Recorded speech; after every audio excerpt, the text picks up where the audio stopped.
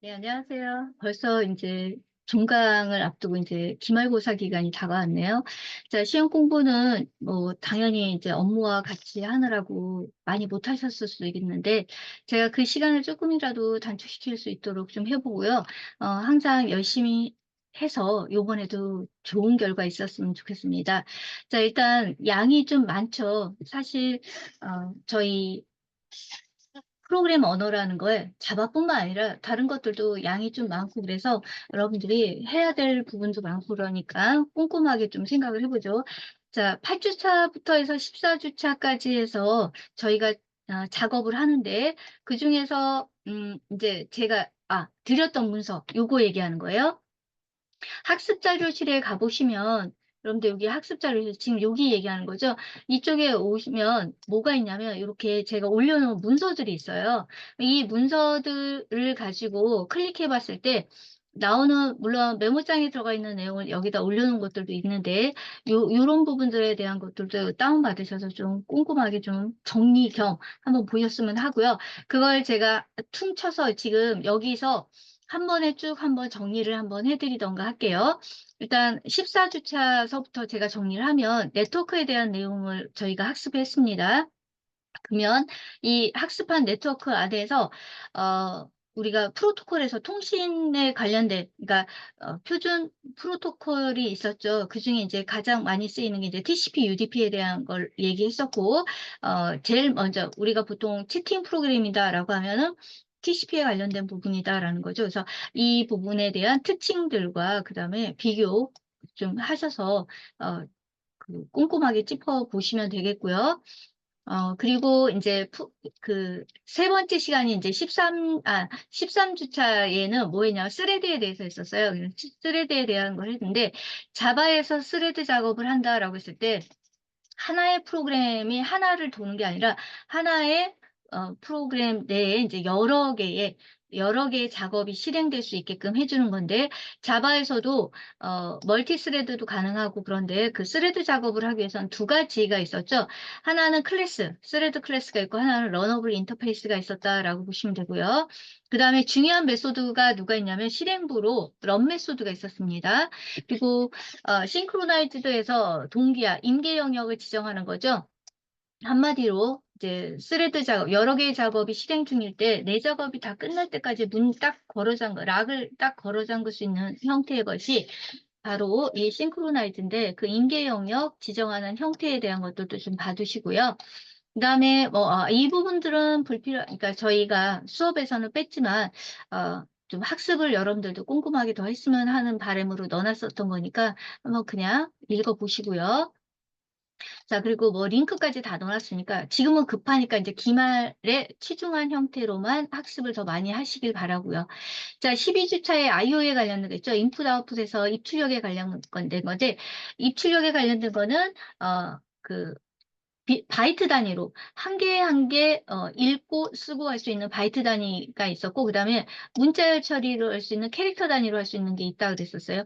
그 API 같은 데 보시면 여러분들 이걸 어떻게 구분을 하느냐라고 했을 때 미리 IO 쪽으로 왔었는데 뒤에 요게 스트림이라고 붙었느냐 또는 리더 라이터라고 붙었느냐 요거에 따라서 좀 달랐죠. 아웃풋 스트림이냐 인풋 스트림이냐 또는 이렇게 되어 있는 거에 따라서 캐릭터 방식이다 또는 그 문자열 방식 그러니까 바이트 방식이다라는 것도 알 수 있었고요. 그 다음에 최상위 인풋 클래스 아웃풋 클래스에서는 인풋 스트림 아웃풋 스트림이 있었고요.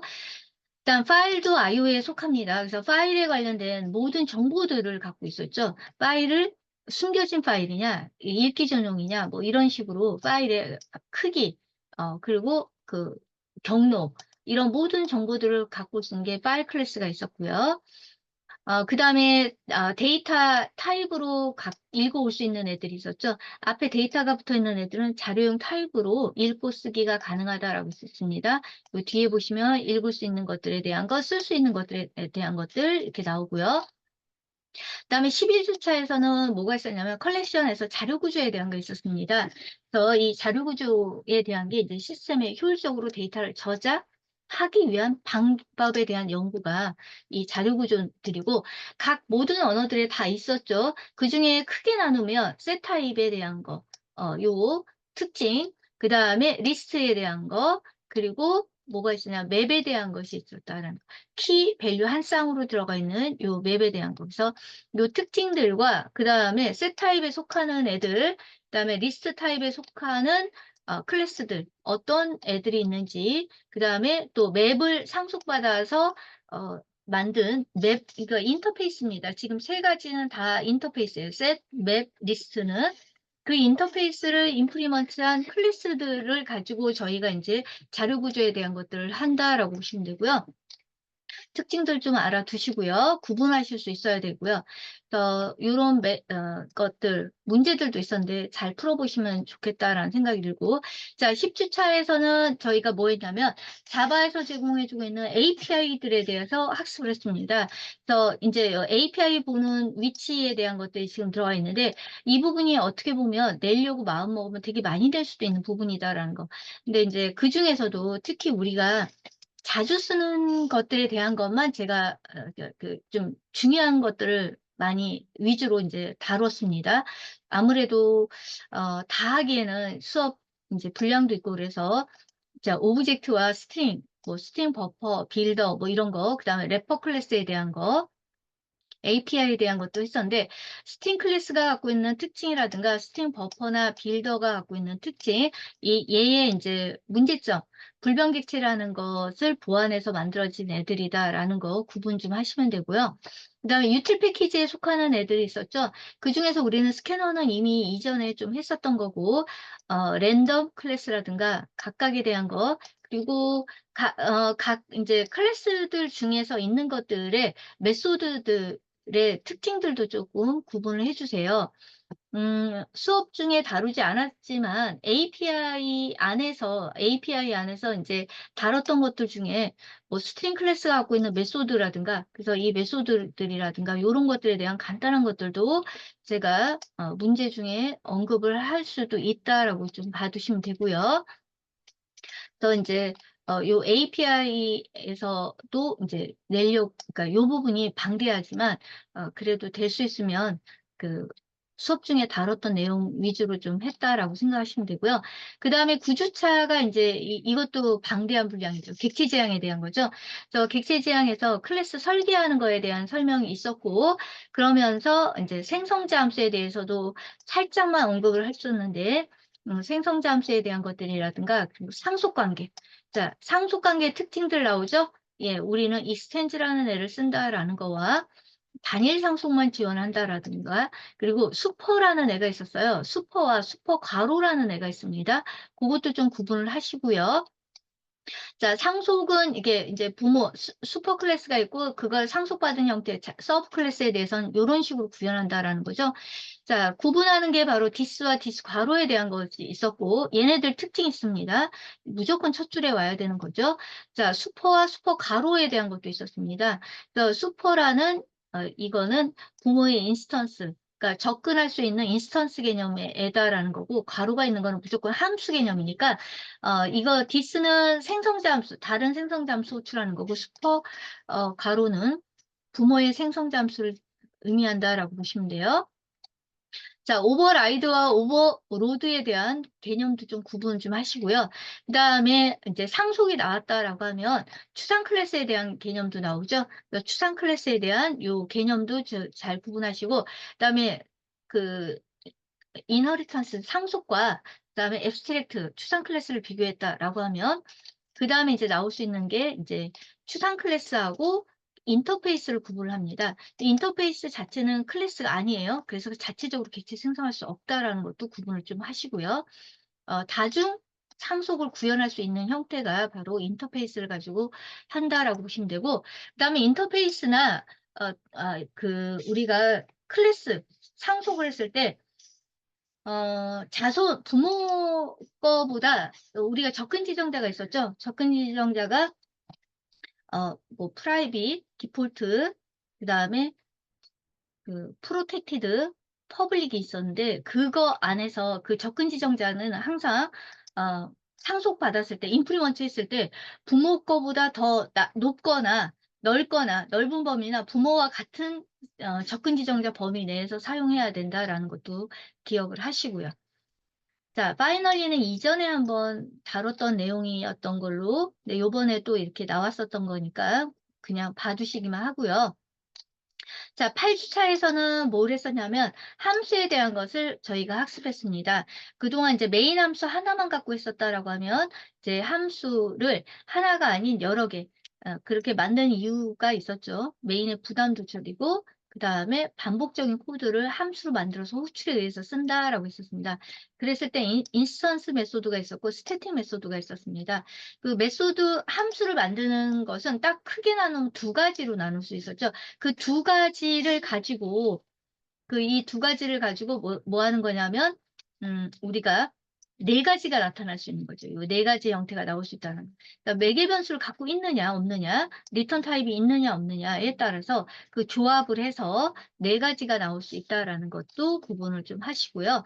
그리고 리턴에 대한 개념도 좀 보시고 오버로드와 오버라이드에 대한 것도 구분을 좀 해주시면 좋겠다라는 겁니다. 자, 이렇게 해서 이제 기말까지 여러분들이 정리를 했던 내용들에 대한 거를 제가 대략적으로 지금 그 설명을 드린 거 내용이고요. 학습에 관련된 걸로 이제 그러니까 했던 내용들 중에 뭐 이런, 그러니까 물론 PDF도 열심히 보셨겠죠. PDF에 굵직굵직한 것들도 한번 잘 확인하시고, 제가 방금 얘기했듯이,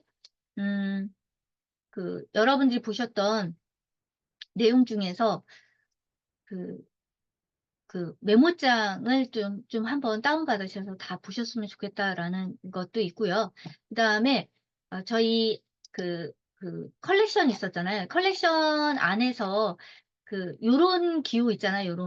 요걸 제가 뭐라고 그랬었냐면, 요거 꺽쇠 기호 요걸 갖다 타입 파라미터라고 했죠. 부르는 거에 따라 조금 다를 어, 수도 있지만, 타입을 결정하지 않은 상태를 갖다 우리가 타입 파라미터라고 지금 얘기를 합니다. 그래서 이 안에 어떤 타입으로 올지에 대한 것들을 표현하는 거고, 이자로 지금 써져 있는 이 형태는 이뉴멀레이션 뭐 이런 형태로 보시면 돼요. 그래서 타입 파라미터에 대한 것들도 제네릭에서 여러분들 이제 제네릭에 대해서도 사실 타입 파라미터가 있어서 타입이 아직 결정나지 않은 상태에 있었죠. 타입이 결정나지 않은 상태에 쓰는 순간에 타입을 결정할 수 있다라고 했었습니다. 그래서 요거는 여러분들이 소스에서 좀 찾아보신다라고 하면 제네릭 타입에 대한 것들을 언급했던 내용이 있어요. 제가 이제 바로 이제 그 소스를 열어놨었으면 되는데 뭐 메소드나 이런 것들에서 여러분들이 제네릭 타입 하면은 제네릭 안에 타입을 아직 결정내지 않은 것들이 있었죠. 그러니까 이거 방금 얘기했듯이 어떤 클래스를 하나 만들었어요. 뭐 헬로 어쩌고 하고 클래스를 만들었다 하면 이거 타입이 아직 결정나지 않은 여기 템플릿이라는 요기요가 들어가는 형태로 클래스를 하나 구현하죠. 이 안에 어떤 변수를 쓰더라도 타입이 아직 결정나지 않았다 이런 식으로 하면서 뭐 만약에 수라는 변수가 있었다. 그럼 아직 이거는 뭐가 되는 거예요? 얘 같은 경우는 수라는 애가 있다라고 하고 이렇게 선언을 했다라고 하면 말 그대로 타입이 결정 안 났기 때문에 이렇게 만들어 놓으면 좋은 점이 뭐죠? 타입에 대한 유연성을 보장한다 그랬었죠. 타입에 대한 유연성을. 그래서 메인 함수에서 뭘 해줄 수 있는 거냐면 타입을 그때 가서야 결정을 할 수 있는 거잖아요. 타입을 결정해서 여기에다가 넣고 우리가 필요한 것들. 만약에 인티저다라고 하면 인티저 타입으로 해서 인트 타입으로 딱 결정이 나서 메인 메소드에서 객체 생성할 때 인트 타입으로 결정했다 그러면 여기는 인트 타입, 그럼 얘도 인트 타입이 되고 스트링 타입으로 했다라고 하면 이 객체 생성할 때 얘도 스트링 타입이 되는 거고 여기도 스트링 타입이 된다라고 볼 수 있는 거예요. 그래서 타입의 유연성을 보장한다라는 게 뭐냐면 하나의 클래스를 만들어 놓고 여러 개의 타입으로 우리가 구현할 수 있다라고 보시면 되는 거고요. 자, 그런 이제 타입 파라미터라는 것도 있고, 그 다음에 네트워크에서, 안 했던 그러니까 네트워크에서도 우리가 뭐, DNS 어쩌고 뭐 이런 것들 나오잖아요. 네트워크 프로그램에서도, 요런 구분하는 거에 대한 것들, 좀 꼭 봐두시면 되겠는데, 이런 애들 있잖아요. 이렇게 HTTP다, FTP다, 이렇게 P자가 들어가 있는 건 다 프로토콜이죠. 프로토콜이라는 건 통신 규약이다라는 거에 대한 건데, 각각의 뜻들을 조금 좀 봐두시면 좋겠고, 그리고 하시는 것 중에 음 제가 여기 이제 인터넷 하나만 열어서 제가 보여드릴게요. 우리가 검색을 한다라고 했을 때, 어떤 걸 검색을 하겠습니다라고 했을 때, 만약에 연하라는 김연아에 대한 거 내가 검색을 하겠다라고 하면, 김연아에 대한 것을 검색을 했을 때 여러분들이 보시면 이런 식으로 지금 나올 수 있잖아요. 근데 이거 말고도 김연아와 그다음에 내가 또 다른 뭐 만약에 김연아와 그 박태환에 대해서도 내가 보고 싶다라고 하면, 박태환, 뭐 이게 박태환에 대한 것도 제가 그 오류를 낼 수도 있는데, 여기 박태환에 대한 거는 요렇게 썼다라고 하면 지금 두 가지 형태가 들어가잖아요. 그렇다면 보통은 우리가 어떻게 되냐, 요런 식으로 나오잖아요. 요 안쪽에 들어가는 그 모와 모, 그러니까 그 물음표를 기준으로 해서 키값 이퀄 밸류값, 그다음에 또 다른 애가 또 질의어가 있다라고 하면 또 거기에 대한 이 키값의 밸류값을 나타내서, 뭐 김연아에 대한 뭐를, 그러니까 질의어가 뭐 어떤 질이요, 거기에 뭐가 나오고 어떤 질이어에 뭐가 나오고 이렇게 나올 수 있는 거죠. 내가 김연아의 나이는 뭐, 또 나이가 얼마, 그다음에 어 뭐 사는 곳이 어느 곳, 그러니까 어드레스가 이퀄 뭐 분포, 뭐 이런 식으로 나올 수 있는 것들 얘기하는 거죠. 그래서 요런 거에 대한 것도 잠깐 좀 언급 좀 해 드리면 좀 보실 수 있고요. 또 한 가지는 제가 좀 그 주의하실 사항이 하나 있는데, 어떤 게 있냐면 어